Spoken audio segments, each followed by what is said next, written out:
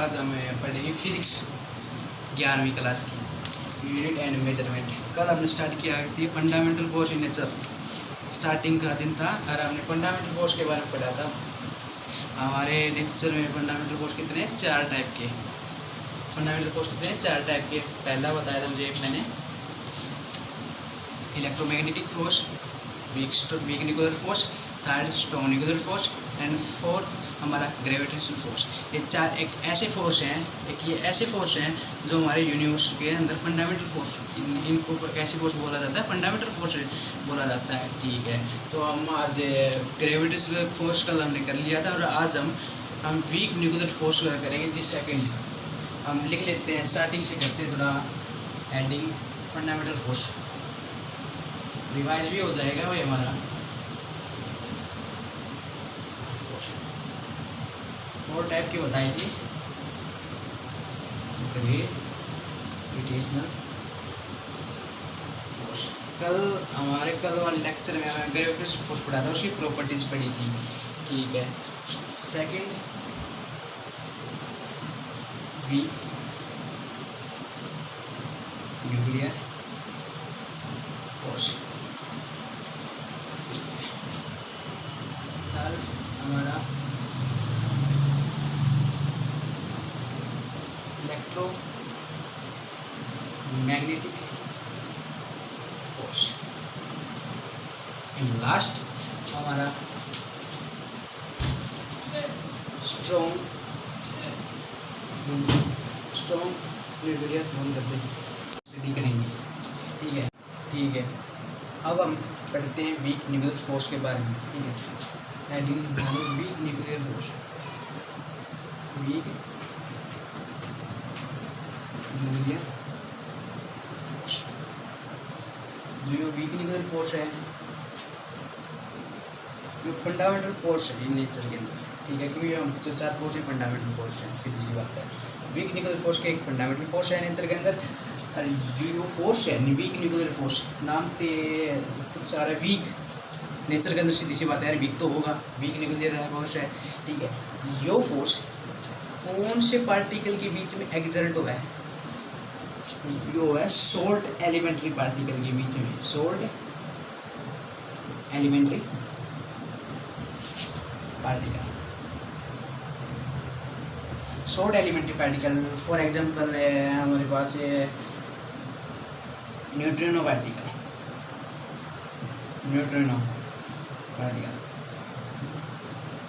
ये neutrino particle anti neutrino particle के बीच में जो फोर्स एक्ट होता है, उस फोर्स का नाम वीक न्यूक्लियर फोर्स है।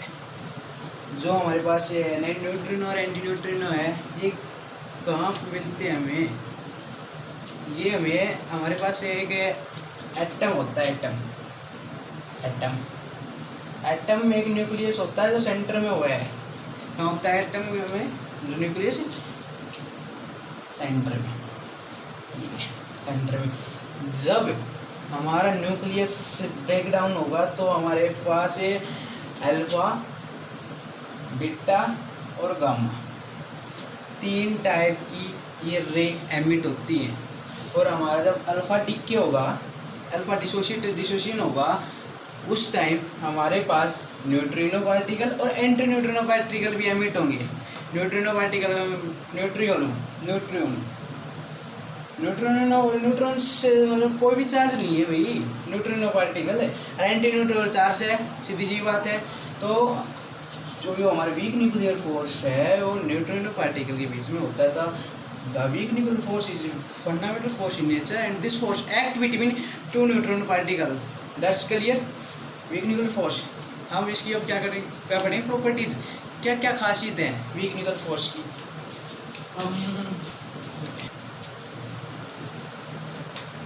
वीक न्यूक्लियर फोर्स की हम क्या पढ़ेंगे? प्रॉपर्टीज पढ़ेंगे। ठीक है, हेडिंग डालो प्रॉपर्टीज हो गए, प्रॉपर्टीज हो गई वीक न्यूक्लियर फोर्स। ज़्यादा इंपॉर्टेंट नहीं है, इसी 2-3 प्रॉपर्टीज याद रख लो। जो हमारे पास वीक न्यूक्लियर फोर्स है जो एक शॉर्ट रेंज ऑर्डर का है, शॉर्ट रेंज ऑर्डर, ठीक है। फर्स्ट शॉर्ट रेंज ऑर्डर,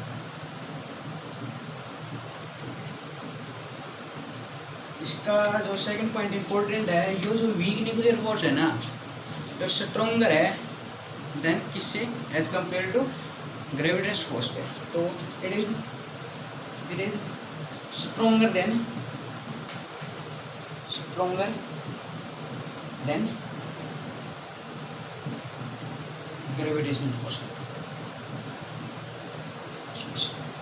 ठीक है। और जो थर्ड पॉइंट है, हम कैसे कह रहे हैं, थर्ड पॉइंट है जो वीक न्यूक्लियर फोर्स का हुआ, वो है दिस फोर्स इंडिपेंडेंट, ध्यान दें भाई, independent upon charge on particle,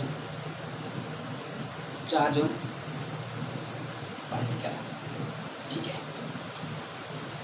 first short range order, second point stronger than gravitational force से क्या हुआ, स्ट्रॉन्ग हुआ, वीक न्यूक्लियर फोर्स क्या हुआ, स्ट्रॉन्ग हुआ एज किससे, ग्रेविटेशनल फोर्स से। एंड थर्ड हमारे पास जो न्यूक्लियस है, alpha beta sorry alpha and neutron और एंटी न्यूट्रॉन, पर चार्ज नहीं होता, एंटी न्यूट्रॉन पर चार्ज होता है, ठीक है। तो उस पर जो चार्ज का इफेक्ट है, कोई इफेक्ट नहीं डालेगा वीक न्यूक्लियर फोर्स के अंदर, सीधी सी, ठीक है। वीक न्यूक्लियर फोर्स क्लियर है, मतलब वीक न्यूक्लियर फोर्स क्या, कौन सा फोर्स होता है, जो न्यूट्रॉन और एंटी न्यूट्रॉन के बीच में जो फोर्स एक्ट होता है, मतलब स्मॉलेस्ट शॉर्ट एलिमेंट्री पार्टिकल के बीच में जो फोर्स एक्ट होता है, उस फोर्स को हम वीक न्यूक्लियर फोर्स कहेंगे, दैट्स क्लियर। नेक्स्ट थर्ड हमारा जो थर्ड हमारे पास आता है, थर्ड फोर्स है इलेक्ट्रोमैग्नेटिक फोर्स, ठीक है। Electromagnetic force, electromagnetic force,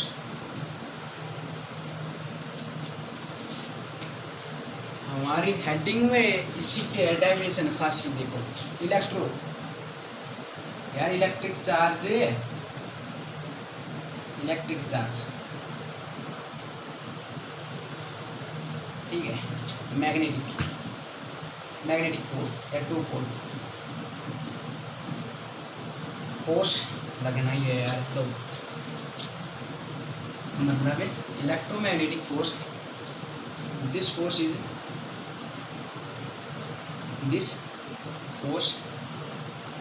activity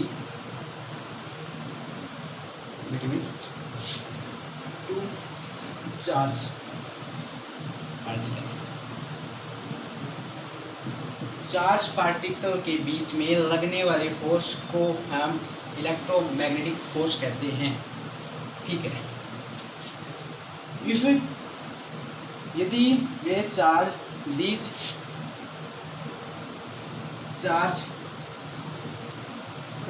किस पोजीशन में है, चार्ज इन रेस्ट पोजीशन पे है, यदि वे चार्ज कौन सी पोजीशन पे होंगे, रेस्ट पोजीशन पे होंगे, then these force are called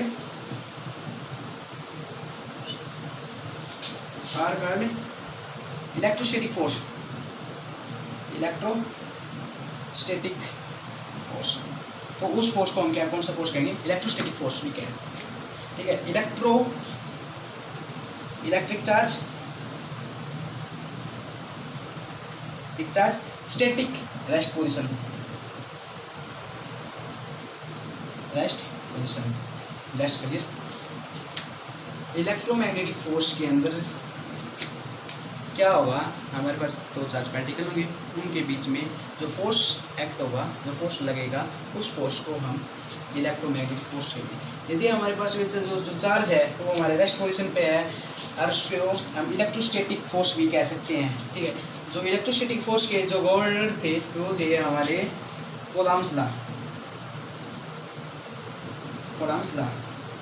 हमारी यूनिट है +2 में इलेक्ट्रोस्टैटिक, यूनिट फर्स्ट ही है इलेक्ट्रोस्टैटिक फोर्स, तो हम +2 में फर्स्ट यूनिट करेंगे तो हम अच्छे से बताएंगे, और हम इस लेक्चर में भी अच्छी से आपको एक्सप्लेन कर देंगे। हम पढ़ रहे थे इलेक्ट्रोमैग्नेटिक फोर्स के बारे में। इलेक्ट्रोमैग्नेटिक फोर्स के जो गवर्नर थे कौन थे? कोलम्स ना, कोलम्स अंकल हमारे गवर्नर थे इलेक्ट्रोस्टैटिक फोर्स के। और सॉरी इलेक्ट्रोमैग्नेटिक फोर्स या इलेक्ट्रोस्टैटिक फोर्स भी कह सकते हैं इलेक्ट्रोमैग्नेटिक फोर्स को हम। ठीक है, मान लिया हमारे पास कोई दो बॉडी है, तो चार्ज बॉडी है। ओके, दिस लाइट जूम कर लिया हमने, दो चार्ज बॉडी हमारे पास। इस बॉडी पर चार्ज Q1 है और इस बॉडी के पास चार्ज Q2 है। That's clear. जो इनके बीच की जो डिस्टेंस है वो हमने R मान ली, जूम कर लिया कि दो हमारे पास दो बॉडी हैं, उन पर चार्ज कितना है Q1 और Q2। ठीक है, इनके बीच जो डिस्टेंस है वो R है हमारे पास। ओके, जो इनके बीच में जो फोर्स एक्सर्ट होगा वो डायरेक्टली प्रोपोर्शनल होगा किसका? प्रोडक्ट ऑफ दोनों चार्ज बॉडी के। जितना ज़्यादा चार्ज होगा उतना ही ज़्यादा फोर्स एक्सर्ट होगा। डायरेक्टली प्रोपोर्शनल का मतलब कि जितना ही ज़्यादा हो इस साइड वाला उतना ही इस साइड वाला होगा। First equation. ठीक है, फर्स्ट क्या है? Electromagnetic force. एक प्रॉपर्टीज भी कह सकते हैं इलेक्ट्रोमैग्नेटिक फोर्स की। क्या प्रॉपर्टीज है? फोर्स हमारा क्या होगा? डायरेक्टली प्रोपोर्शनल होगा प्रोडक्ट ऑफ चार्ज के। ठीक है, सेकंड जो हमारा फोर्स होगा वो इनवर्सली प्रोपोर्शनल होगा इसकी स्क्वायर रेडियस। दोनों के बीच में दोनों चार्ज बॉडी के बीच में जो हमारे रेडियस है उसी स्क्वायर के इनवर्सली प्रोपोर्शनल होगा। Second relation. Okay, force directly Q1 Q2 और इनवर्सली स्क्वायर। थर्ड इक्वेशन हमें पता है डायरेक्टली प्रोपोर्शनल कर एक कांस्टेंट दिया जाता है और ग्रेविस में इलेक्ट्रोमैग्नेटिक फोर्स में ग्रेविस जो हमारा कांस्टेंट देंगे वो हम देंगे के।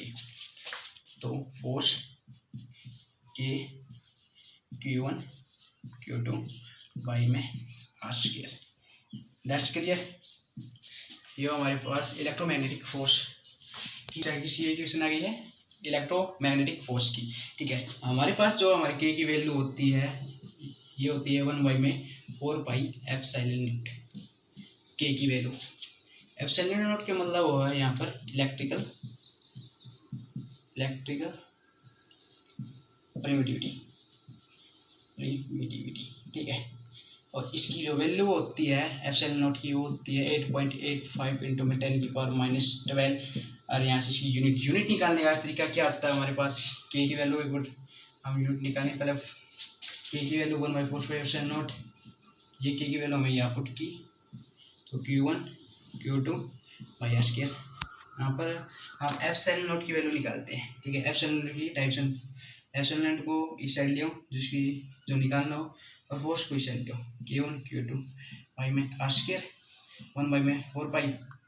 ठीक है, यहाँ से चार्ज की यूनिट होती है हमारे पास कॉलम C स्क्वायर, दो चार्ज हैं, और मीटर हमारे पास जो हमारे फोर्स इस साइड आ गया तो मीटर इनवर्स और फोर्स की यूनिट टन इनवर्स। ठीक है, दैट्स क्लियर। ये यूनिट होगी, हम इसके पीछे लगा देंगे न्यूटन इनवर्स या मीटर C स्क्वायर। ठीक है, एक नंबर में यूनिट भी पूछ लेते हैं। ओके, तो ज़्यादा हम प्लस 2 में पढ़ लेंगे। तो हमारे जो टॉपिक है वो यहाँ पर force K1 Q2 by R square. ठीक है, इसी खासियत के प्रॉपर्टीज के फीचर्स के इलेक्ट्रोमैग्नेटिक फोर्स के प्रॉपर्टीज। नेक्स्ट हम इलेक्ट्रोमैग्नेटिक फोर्स के बारे में पढ़ रहे थे यार। अब पढ़ते हैं उसकी प्रॉपर्टीज। तो एडिंग डालो प्रॉपर्टीज हो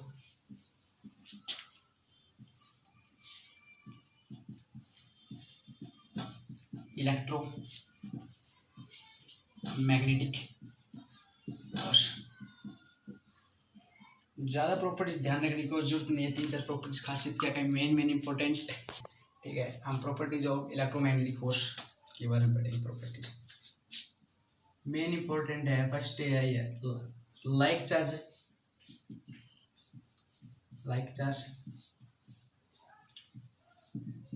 रिपेल। ठीक है, एंड अनलाइक चार्ज अट्रैक्ट। मतलब हमारे पास कोई भी दो सेम चार्ज होंगे ना भाई, कोई भी दो सेम चार्ज, उनके बीच में हमेशा रिपल्सन क्रिएट होगा, दूर जाने की कोशिश करेंगे हमेशा वही रिपल्सन। अरे यदि हमारे पास अनलाइक चार्ज हैं, दो अलग अलग चार्ज हैं, अनलाइक चार्ज है हमारे पास, वो हमेशा अट्रैक्शन करने की सोचेंगे। That's clear. चार्ज यार को पूछो, चार्ज टाइप चार्ज होते कौन से हैं यार, हमारे दो ही चार्ज है, पॉजिटिव और नेगेटिव चार्ज। यदि पॉजिटिव पॉजिटिव है तो भी रिपल्सन, नेगेटिव नेगेटिव है तो भी रिपल्सन, मतलब सेम चार्ज नहीं होनी चाहिए। यदि सेम चार्ज होंगे ना तो रिपल्सन होगा, सीधी सी बात है। यदि अनलाइक चार्ज हैं तो हमेशा अट्रैक्शन होगी, अट्रैक्शन होगा। जैसे पॉजिटिव चार्ज और नेगेटिव चार्ज हमेशा अट्रैक्ट करेंगे एक दूसरे को, नेगेटिव पॉजिटिव भी अट्रैक्ट करेंगे। That's clear. मतलब पहला पॉइंट क्या है, हमारे पास लाइक चार्ज है, हमारे पर क्या होंगे, रिपेल होंगे, और अनलाइक चार्ज क्या होंगे, अट्रैक्ट होंगे। सेकंड पॉइंट, जो चार्ज होगा हमारे पास, charge on electron, charge on electron कितना आता है, 1.6 इंटू में 10 की पावर माइनस पॉइंट काटिए थी। हमारे पास इलेक्ट्रॉन का चार्ज कितना होता है, 1.6 इंटू में 10 की पावर माइनस 19 कूलम। ओके, जो हमारा इलेक्ट्रोमैग्नेटिक फोर्स है किसी भी नेचर पर डिपेंड नहीं करता, मतलब कोई भी मीडियम पर डिपेंड नहीं करता। This force is independent upon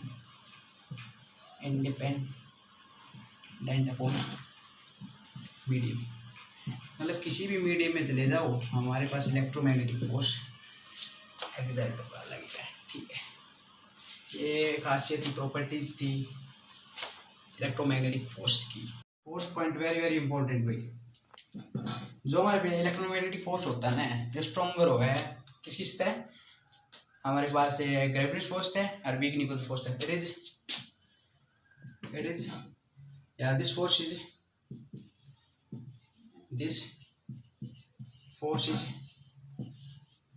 stronger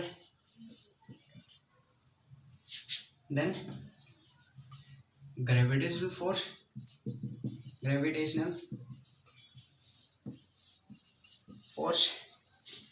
and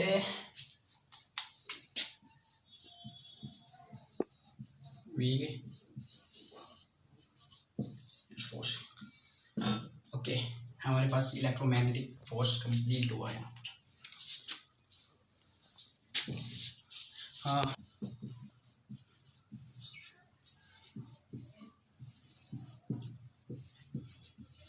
ठीक है, स्टार्ट। हमारा जो लास्ट फोर्स है, फंडामेंटल फोर्स है, बहुत स्ट्रॉन्ग न्यूक्लियर फोर्स। नाम से पता लगा है भाई, strong nuclear force.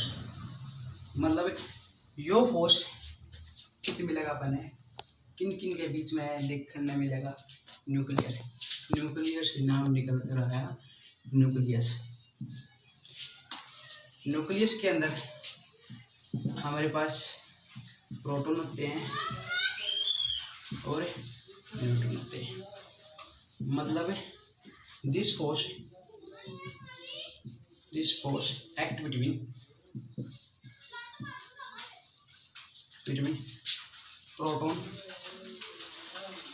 Proton and neutron. Proton के बीच में भी हो सकता है, और ठीक है, न्यूट्रॉन मतलब कोई चार्ज नहीं होता न्यूट्रॉन के ऊपर है, न्यूट्रॉन के पास में उसका मास होता है। ठीक है, मतलब this force act between proton and neutron, मतलब जो फोर्स न्यूट्रॉन के बीच में भी हो सकता है, प्रोटॉन के बीच में भी हो सकता है, और प्रोटॉन न्यूट्रॉन के बीच में भी हो सकता है। ठीक है, तो हमारे पास स्ट्रॉन्ग न्यूक्लियर फोर्स की डेफिनेशन समझ भाई। न्यूक्लियस के अंदर हमारे पास प्रोटॉन न्यूट्रॉन होते हैं, उनके बीच में जो फोर्स लगने वाला फोर्स को हम कौन सा फोर्स कहेंगे, स्ट्रॉन्ग न्यूक्लियर फोर्स। सबसे ज़्यादा फंडामेंटल फोर्स के अंदर सबसे ज़्यादा स्ट्रॉन्गर फोर्स है हमारा कौन सा फोर्स है, स्ट्रॉन्ग न्यूक्लियर फोर्स। ठीक है, और स्ट्रॉन्ग न्यूक्लियर फोर्स की खासियत क्या है, प्रॉपर्टीज पढ़ेंगे। हमने क्या पढ़ा है, स्ट्रॉन्ग न्यूक्लियर फोर्स और स्ट्रॉन्ग न्यूक्लियर फोर्स की अब क्या पढ़ेंगे, प्रॉपर्टीज पढ़ेंगे, strong nuclear properties of strong nuclear force, properties of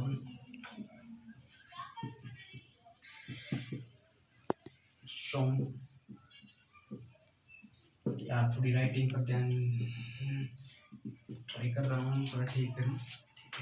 property strong nuclear force की जो पहली प्रॉपर्टी वेरी वेरी इंपॉर्टेंट है, स्ट्रॉन्ग, जो स्ट्रॉन्ग न्यूक्लियर फोर्स है, स्ट्रॉन्ग है नेचर के अंदर, फंडामेंटल फोर्स के अंदर सबसे ज़्यादा स्ट्रॉन्ग है strong nuclear force. So this force is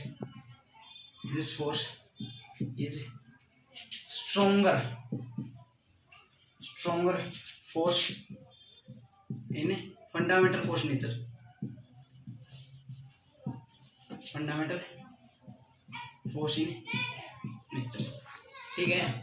जो हमारे पास स्ट्रॉन्ग न्यूक्लियर फोर्स है कैसा है, स्ट्रॉन्गर है सर, मतलब हमारे पास ग्रेविटेशनल फोर्स से भी स्ट्रॉन्ग है, वीक न्यूक्लियर फोर्स से भी, और इलेक्ट्रोमैग्नेटिक फोर्स से भी स्ट्रॉन्ग है। तो जो क्या है, स्ट्रॉन्गर फोर्स है हमारे फंडामेंटल फोर्स के। The second properties, it is a short range order. It is this force is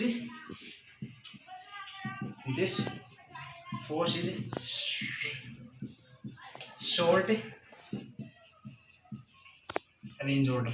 हमारे पास मतलब न्यूक्लियस है, ठीक है, न्यूक्लियस है, जो प्रोटॉन और न्यूट्रॉन है टाइटली बाइंड होते हैं आपस में, ओके टाइटली, तो उसकी जो डिस्टेंस है कैसी, शॉर्ट ही है यार, तो इसलिए हम क्या कहेंगे ऐसा है कि शॉर्ट नेचर में शॉर्ट रेंज ऑर्डर है, ठीक है।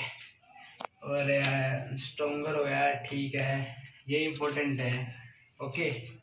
हमारे पास स्ट्रॉन्ग न्यूक्लियर फोर्स कंप्लीट हो गया, ज़्यादातर इसकी डेफिनेशन पर ध्यान दें। और जो इम्पोर्टेंट पॉइंट है, हमारे पास स्ट्रॉन्गर है और शॉर्ट रेंज ऑर्डर है, दैट्स ठीक है। और हमारे पास आज fundamental force nature in nature ख़त्म हो गया है। सो यार मेरी वीडियो समझ में आए तो लाइक कर देना, और भाई सपोर्ट तारा मिलेगा तो भाई आगे और वीडियो बनाओगे ना, तो आटे बंद कर देंगे भाई। कमेंट में ज़रूर बताइए, कोई भी गलती हो तो भाई ने बताइए ज़रूर, भाई सुधारने की कोशिश करेंगे, क्योंकि पहली बार पढ़ा रहा हूँ और इतना ज़्यादा एक्सपीरियंस नहीं है मुझको, तो भाई करिए सपोर्ट। थैंक यू, धन्यवाद।